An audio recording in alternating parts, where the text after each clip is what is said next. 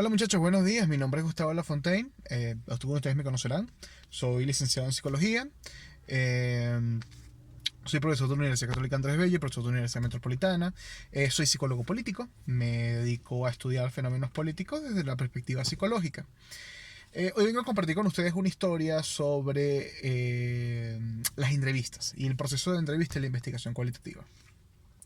Hace muchos años atrás estaba trabajando el tema de la polarización social en Venezuela y logré concertar la entrevista con una persona de tercera edad que por muchos años había militado en el Partido Comunista de Venezuela y que posteriormente se había unido al PSV.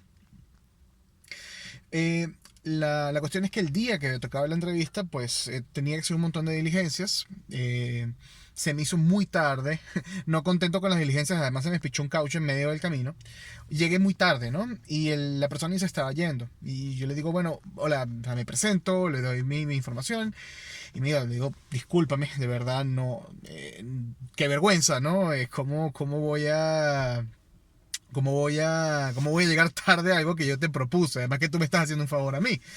Él me dice, bueno, mira, lo que pasa es que yo me tengo que ir porque le compré almuerzo a mi esposa y ya me la están preparando. Estábamos reunidos en un restaurante de comida china. Y yo le digo, bueno, mira, vamos a hacer algo. Mientras, o sea, obviamente no te voy a entrevistar porque tú estás contra reloj, yo también estoy contra reloj, pero permíteme regalarte una cerveza para pedirte perdón por lo que pasó. Y a cambio, y bueno, nada, o sea, charlamos, nos conocemos por lo menos, por si acaso en algún momento quieres que te vuelva a entrevistar. Bueno, el asunto es que comenzamos con una cerveza, pasamos a una segunda cerveza, una tercera, una cuarta, una quinta, una sexta, una séptima, ya ni me acuerdo cuántas fueron, ¿no? El punto es que en cierto momento, él estaba un poco feliz, yo estaba un poco feliz por ponerle un nombre políticamente correcto, y empezamos a conversar sobre él. Y él me empezó a echar el cuento de su vida, me empezó a echar el cuento de dónde había crecido él, de su familia de izquierda, de cómo le habían matado a sus hermanos, la policía en los años 70, de cómo una vez entraron en su casa y y se lo llevaron preso por conspirar contra la nación, y lo que el tipo estaba haciendo era celebrar su cumpleaños con la familia. Eh, me contó sobre el periodo de pobreza que pasó, muy duro, después del Viernes Negro. Y empezamos, y ahí nos empezamos a montar, ¿no?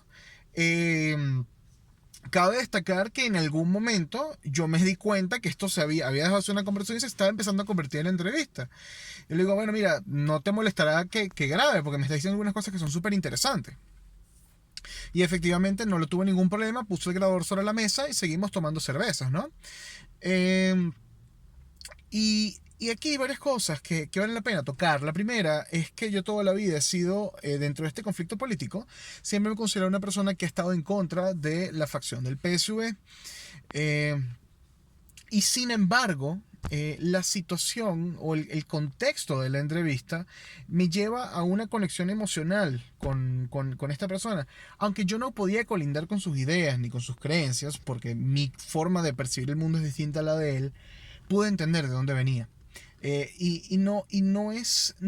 No es una forma de relativismo moral, no es que yo de repente me cambié y me puse una camisa roja de ese momento en adelante, sino fue decir, oye, yo entiendo tu dolor, veo de dónde viene, eh, y entiendo de dónde está, entiendo por qué tus palabras ya vienen cargadas de esta manera. No se me olvida que en esa entrevista el tipo me dice, yo ojalá que cuando vengan los gringos a invadir Venezuela, los primeros que maten sean esos pi que viven en el cafetal. Yo en ese momento vivía en el cafetal. Y obviamente, claro, ¿sabes? El tipo blanquito, graduado de la metropolitana, que vive en el cafetal, decía, wow, ok, estás hablando de mí, opositor además. Bueno, ¿sabes qué? ¿Sabes qué? Sí, está bien que les caigan a bombas. Y sinceramente me conecté con lo que le estaba diciendo, no porque obviamente estuviese de acuerdo, porque yo no quiero que me caigan a bombas, o al menos no por ahora, pero entendí que lo que él me estaba diciendo venía de un dolor muy profundo, venía de una historia que lo había marcado, y venía de una forma de buscar justicia social, una justicia que le había sido negada por la historia. La moraleja de esta historia es que la investigación cualitativa y la entrevista a profundidad son procesos que demandan de nosotros una cercanía a la persona con la que estamos hablando. Eh, Cualquier método de investigación, sin lugar a dudas, entiende que estamos trabajando con seres humanos, pero la calidez emocional, el perderle el miedo a el perderle miedo a la subjetividad de nosotros como investigadores, al hecho de que meternos allí va a cambiar el fenómeno como tal, y por el contrario, aceptar que es parte natural del proceso, es fundamental para poder captar este tipo de vivencias.